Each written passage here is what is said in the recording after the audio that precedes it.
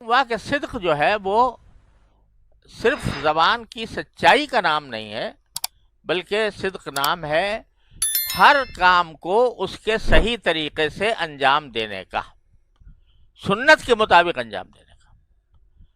وہی کام آپ سنت کے مطابق کرو گے تو اس کا ایک وزن ہے، اس کا زبردست وزن ہے، اللہ تعالیٰ کے یہاں مقبول ہے۔ لیکن وہی کام آپ سنت کے خلاف کرو گے تو اس کا کوئی وزن نہیں، اس کا کوئی حاصل نہیں، وہ بے وزن ہوتا ہے۔ اور یہی فرق ہے سنت میں اور بدعت میں، کہ سنت کے مطابق عمل کرے گا تو آدمی کو اس کا ثواب ملے گا، اس کا اجر ہوگا، اس کے نامہ اعمال میں اضافہ ہوگا۔ اور وہی کام بدعت کسی کے تحت کر لو،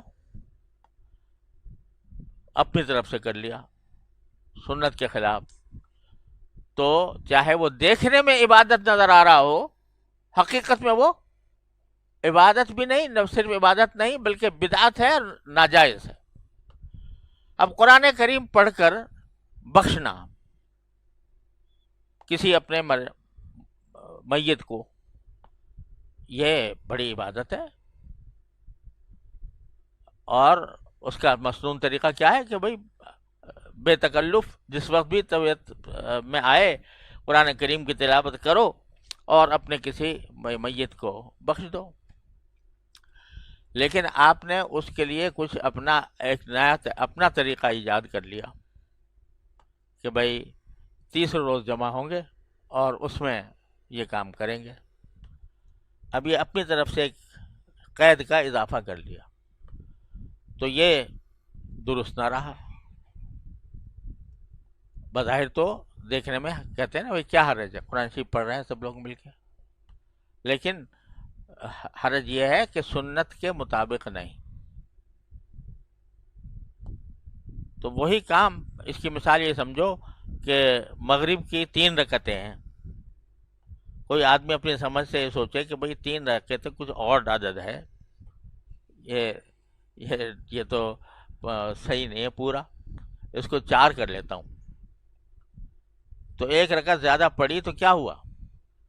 اس نے قیام زیادہ کیا، رکوع زیادہ کیا، ذکر زیادہ کیا، سجدے زیادہ کیے، لیکن یہ جو کیے اپنی طرف سے کیے، چونکہ اپنی طرف سے کیے لہذا وہ 1 رکعت جو پڑی وہ 3 کو بھی لے ڈوبی، وہ 3 کو بھی لے ڈوبی، اس لیے کہ طریقے سے نہیں کیا۔ یہاں صدق نہیں تھا، اخلاص ہو سکتا ہے، اخلاص ہو، یعنی جو آدمی کر رہا ہے وہ اخلاص کے ساتھ اللہ کو راضی کرنے کے لیے کر رہا ہے کہ چوتھی رکعت میں اللہ میں راضی ہوں گے، چلو 3 پڑھنی تھی، چلو چوتھی پڑھ لیتا ہوں، تو اخلاص تو ہے لیکن صدق نہیں۔ صدق نام ہے کہ جو کام ہو وہ اس کے صحیح طریقے کی بنا کے مطابق ہو، یعنی سنت کے مطابق ہو۔ ہمارے حضرت والد صاحب رحمۃ اللہ علیہ کے پاس ایک بزرگ آیا کرتے تھے، حضرت شاہ عبد العزیز صاحب رحمۃ اللہ علیہ، جو تبلیغ جماعت کے بھی بڑے مشہور شیخ، ان کے لقب تھا دعا جو، شاہ عبد العزیز صاحب دعا جو، یعنی دعا طلب کرنے والے لوگوں سے۔ وہ بڑے عجیب بزرگ تھے، بڑے عجیب درویش قسم کے بزرگ تھے۔ تو والد صاحب کے پاس ہدیے لاتے تھے، تو کوئی لا رہا ہے مٹھائی، کوئی لا رہا ہے پھل، کوئی کچھ لا رہا ہے، وہ ایک آئے تو کاغذ کا ایک دستہ لے اٹھا لائے اور وہ پیش کر دیا، کیونکہ جانتے تھے کہ والد صاحب لکھتے ہیں تو اس کو کاغذ کی ضرورت ہوتی ہے، کبھی اٹھا کے روشنائی لا کے دے دی ہدیے میں۔ تو اس طرح کے بزرگ تھے بڑے، انہوں نے خواب دیکھا، اور خواب بھی بڑا معنی خیز۔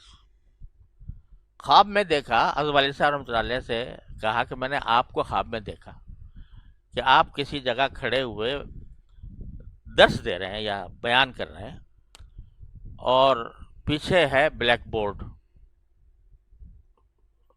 اب تو وائٹ بورڈ آنے لگا، پہلے بلیک بورڈ ہوتا تھا، تو وہ تختہ سیاہ ہے، تو اس پر آپ نے پہلے 1 کا ہندسہ بنایا، اور لوگوں سے پوچھا کیا ہے یہ، لوگوں نے کہا یہ ایک ہے. اب دائیں طرف ایک نقطہ اور بڑھا دیا، ایک نقطہ بڑھا دیا. پوچھا اب کیا ہو گیا، کہ 10 ہو گئے. پھر ایک بڑھا دیا، اب کیا ہو گیا، 100. اور ایک بڑھا دیا، کیا ہو گیا، 1000. اور ایک بڑھا دیا، 10,000. اور بڑھا دیا، 1,00,000. اب مٹا دیے وہ سارے نقطے، اور وہی نقطے بائیں طرف لگانے شروع کیے. تو جب ایک کے بائیں طرف نقطہ لگایا تو کیا ہوا، وہ 1.1، یعنی ایک سے گھٹ کے وہ 10واں حصے پہ آ گیا.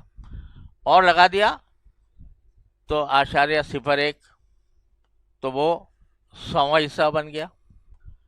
تو فرمایا کہ جتنے نقطے دائیں طرف لگ رہے ہیں یہ سنت ہے، اور جتنے نقطے بائیں طرف لگ رہے ہیں یہ بدعت ہے وہی نقطہ، نقطہ وہی ہے، لیکن دائیں طرف لگا تو سنت اور بائیں طرف لگا تو بدعت. یہ کہتے ہیں میں نے خواب میں آپ کو دیکھا کہ آپ اس طرح لوگوں کو سمجھا رہے ہیں، اور واقعی سمجھانے کا بھی عجیب طریقہ. تو صدق کے معنی ہے سنت کے مطابق عمل کرنا. کوئی بھی کام کرے انسان تو وہ اس کے صحیح طریقے کے مطابق ہو تو صدق ہے. اور مطلوب دونوں چیزیں ہیں، صدق بھی اور اخلاص بھی.